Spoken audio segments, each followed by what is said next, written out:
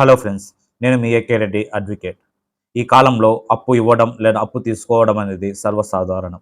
కానీ మీరు ఎవరికైనా అప్పు ఇస్తుంటే ఖచ్చితంగా ఈ జాగ్రత్తలు మీరు తీసుకుంటే మీకు భవిష్యత్తులో ఇది ఎంతగానో ఉపయోగపడుతుంది. మీరు ఎవరికైనా అప్పు ఇస్తున్నప్పుడు వారి వద్ద నుండి ప్రోనోట్ అనేది తీసుకోండి. ఖచ్చితంగా ఇద్దరు సాక్షులు అందులో ఉండేటట్టు మీరు జాగ్రత్త పడండి. ఆ తర్వాత మీరు ఎవరికైతే అప్పు ఇస్తున్నారో వారి వద్ద నుండి రిటర్న్ అగ్రిమెంట్ అనేది తీసుకోండి. ఇది కూడా మీకు భవిష్యత్తులో ఉపయోగపడుతుంది. అలానే మీరు ఎవరికైతే అప్పు ఇస్తున్నారో వారికి వీలైనంత వరకు డిజిటల్ ట్రాన్సాక్షన్ చేయడానికి ఆసక్తి చూపండి. అది మీకు భవిష్యత్తులో ఎవిడెన్స్‌గా కూడా మీకు పనికొస్తుంది.